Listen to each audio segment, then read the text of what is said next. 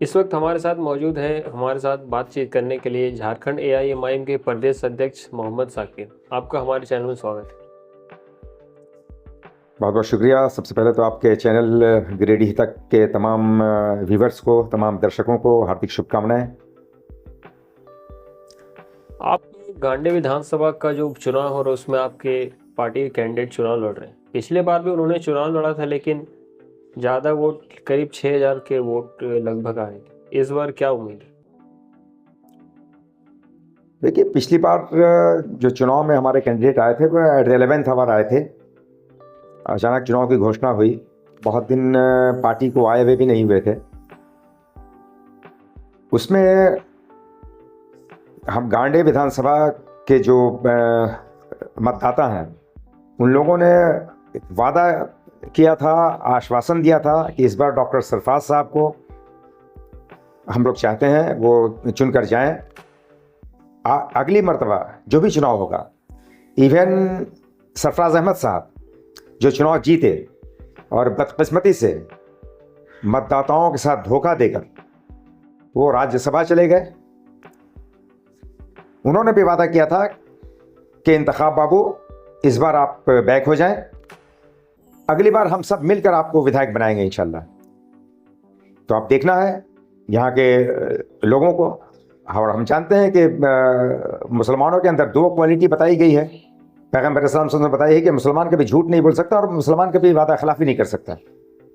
तो हम लोग आए हैं और हमारा कैंडिडेट हमेशा यहाँ के लोगों के लिए, जन समस्याओं के लिए हमेशा वो तत्पर रहा है।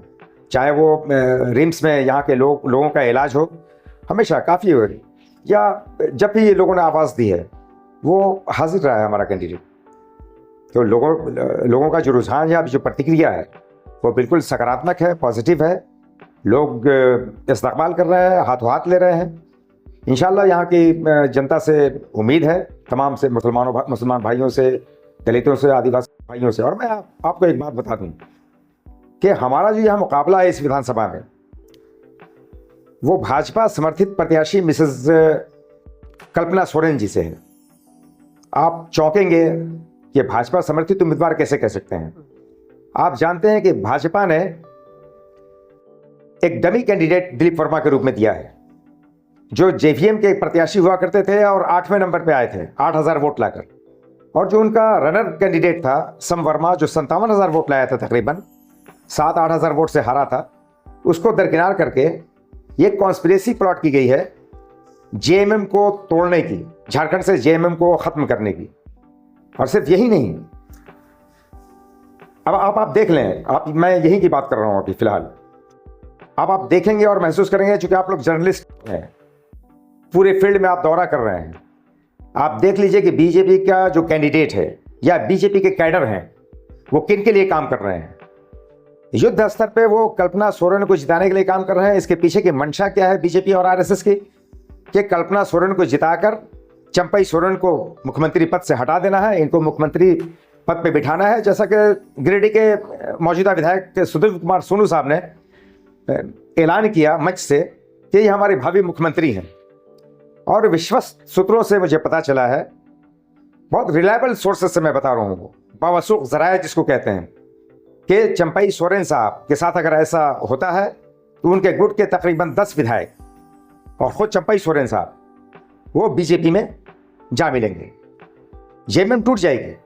लेकिन चंपई सोरेन साहब की मंशा भी जेएमएम को तोड़ने के लिए है, लेकिन उनकी मजबूरी होगी।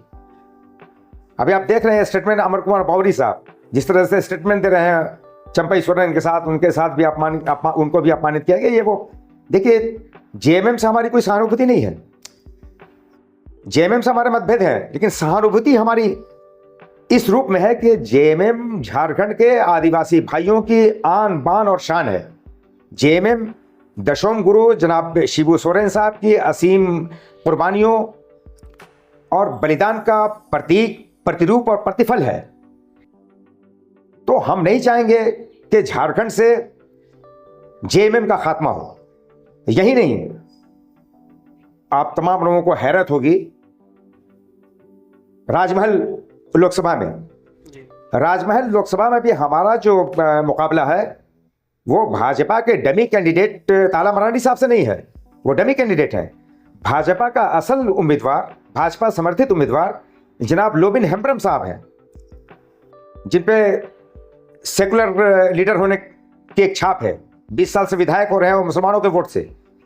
तो भाजपा संथाल में जो गढ़ कहलाता है कि जेएमएम का गढ़ है, उस किले को भेदना चाहती है, लेकिन उन्हें मालूम नहीं है कि वो जेएमएम का गढ़ है कैसे। क्योंकि वहां संथाल परगना एडमिनिस्ट्रेटिव डिवीजन में आदिवासी भाइयों से भी बड़ी आबादी मुसलमानों की बस्ती है। उसके बाद आदिवासी भाई हैं, उसके बाद दलित भाई हैं। इन तीनों का जो ये है सामाजिक समीकरण, उसकी वजह से इस किले को भेद नहीं पा रही है बीजेपी।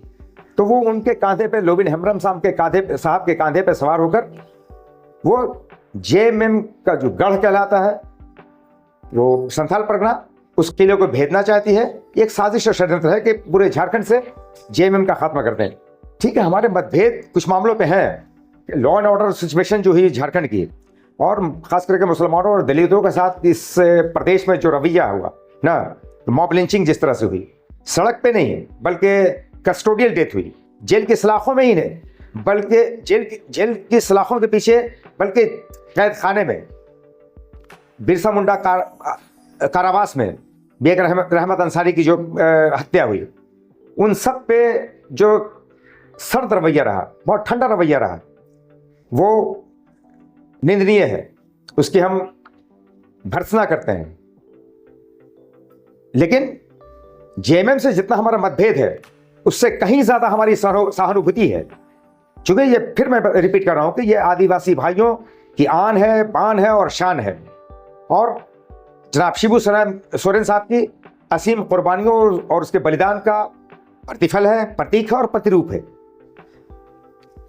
तो मैं गांडे विधानसभा के तमाम मतदाताओं से, हर धर्म, हर जाति, हर वर्ग, हर समुदाय के लोगों से आह्वान करता हूं, और विशेष रूप से जो झारखंड, जो यूपीए, जो इंडिया गठबंधन के लोग हैं, कि आप अगर झारखंड में जेएमएम को बचाना चाहते हैं तो हमारे प्रत्याशी, ऑल इंडिया मजलिस इत्तेहादुल मुस्लिम के प्रत्याशी जनाब इंतखाब आलम साहब को अपना ऐतिहासिक मत देकर विजयी बनावे। कल्पना सोरेन को आप जिताते हैं, जो बीजेपी समर्थित उम्मीदवार है, जेएमएम इस झारखंड से खत्म हो जाएगा। एक साजिश है, इस साजिश को आप नाकामयाब करें और जेएमएम को बचाएं। आपने भी कुछ ही दिनों पहले ऐलान किया कि लोकसभा में 2 सीटों पर चुनाव लड़ रहे हैं, गोड्डा और राजमहल। तो राजमहल में तो आपने कैंडिडेट का घोषणा कर दी है, लेकिन गोड्डा में कौन होंगे कैंडिडेट? गोड्डा में हमारे पास 4-5 कैंडिडेट हैं जो नहले पे दहला हैं। हम डिफ्रेंशिएट नहीं कर पा रहे हैं कि आखिर किनको टिकट दी जाए। तो आज स्टेट की जो स्क्रीनिंग कमेटी है, जो स्टेट बॉडी की स्क्रीनिंग कमेटी है, वो आज बैठ रही है, और 2 से 3 घंटों के अंदर हम डिसाइड कर लेंगे। और इंशाल्लाह हो सकता है कि मोस्ट प्रोबेबली हम आज कैंडिडेट की घोषणा भी करेंगे।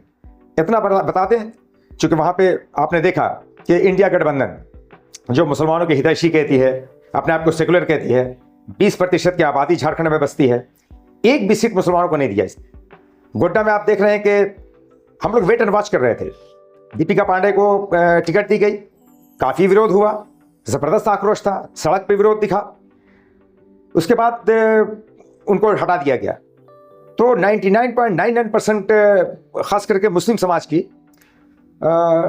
को ये उम्मीद थी कि फुरकान अंसारी साहब 100% प्रत्याशी बनाए जाएंगे। लेकिन आपने देखा कि प्रदीप यादव साहब को ले आया गया, और प्रदीप यादव साहब, वो प्रदीप यादव साहब जिनके अपने समाज यादव भाइयों ने भी उनको वोट पिछले लोकसभा में नहीं दिया था। जो भी वोट मिला था उनको मुस्लिम भाइयों का वोट मिला था।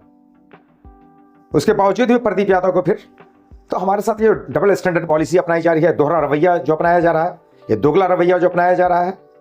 तो मैं यही कहूँगा कि ये आइडियोलॉजिकल करप्ट हैं, बल्कि आइडियोलॉजिकल प्रोस्टिट्यूट कहूँगा मैं, वैचारिक वैश्या है।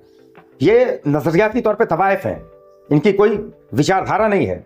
ये इन्हें सिर्फ मुसलमानों का वोट चाहिए, मुसलमानों की लीडरशिप इन्हें बर्दाश्त नहीं है, दलितों की भी बर्दाश्त नहीं है, आदिवासियों की भी बर्दाश्त नहीं है। आप देखिए पूरे राष्ट्रीय स्तर पे मुसलमानों का कौन लीडर है जिसको इन्होंने शामिल किया? दलित भाइयों का कौन लीडर है? एक लीडर, और आदिवासी भाइयों का कौन लीडर है? एक हेमंत सोरेन थे, बहादुर लीडर था, लेकिन उसको जेल की सलाखों के पीछे डाल दिया। और इसमें कहीं ना कहीं कांग्रेस की भी कॉन्स्पिरेसी है इसमें, और आरजेडी भी इसमें इन्वॉल्व है।